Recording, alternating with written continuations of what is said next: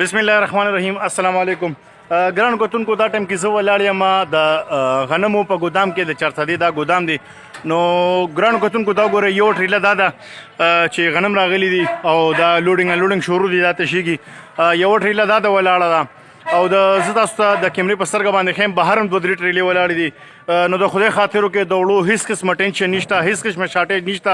د الله نه ویریږئ او د دې وبا دپاره دعاګانې غواړئ چې الله تعالی زموږ د ملک نه د مصیبت او د آفت ختم کړي او خیر دی کو د چا یو تروړه لګي او 2 تروړي وړي نو خیر دی د داسې هغه سړي دی ویسي چې کم سړی په ګاونډ کې د غریبانو خلکو دپاره ورکوي. خو کو د دې دپاره وړي چې یاره زه به کور کې د یوې تروړې په ځای 15 تروړې او 6 تروړې کېدم چې شارټیج را نه شي.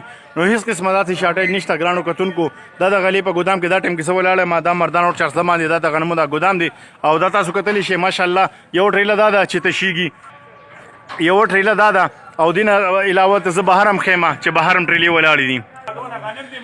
ګرانو کتونکو دا غنم دی، هیڅ قسمه شارټیج نشته. د الله نه ویریږئ او د دې وبا دپاره دعا غواړئ چې الله تعالی زموږ د دې ملک نه دا مصیبت او د آفت لرې کړي. چې د چا تروړه لګي نو هغه 15-15 تروړې ویوړی دی.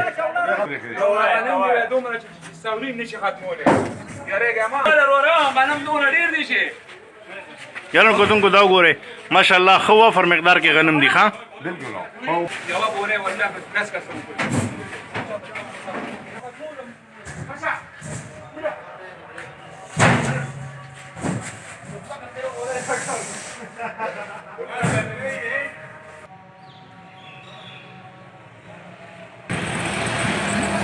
ګرانو کتونکو دا مردان روډ دی.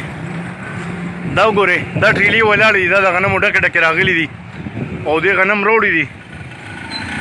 دعا غوښتل پکار دي چې الله تعالی زموږ د دې ملک نه، زموږ د دې صوبې نه او د دې ټولې دنیا نه د آفت لرې کړي. د دې دپاره دعاګانې غوښتل پکار دي.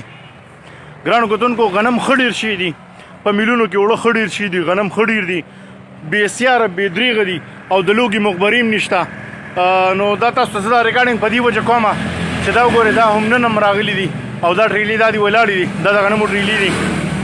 نو دننه مې هم درته ریکارډینګ وښو چې دننه هم کومه ټریلې تشیږي او دا دي دا بیا به دا هم دننه کېږي. دا د دې نه هم دا لوډینګ کار شروع دی. نو ګرانو کتونکو هیڅ قسم شارټیج نشته، د خدای نه یره پکار ده. او دا چې کوم دی دا د غنمو دا ټریلې دا دي ولاړې دي، تاسو کتی شئ. نو زما تاسو ټول ته درخواست دی، ریکویسټ مې دی درته چې هیڅ قسمه داسې څه مسله نشته. دا مردان روډ دی، دا تاسو پیژنئ، بیا هم کتلي به م وي. دا د مردان اډه ده، دا د مردان روډ باندې د غنمو ګودام دی. نو هیڅ قسمه داسې څه مسله نشته. د الله نه ویریږئ او دعاګانې غواړئ چې الله تعالی زموږ د دې ملک نه د آفت لرې کړي.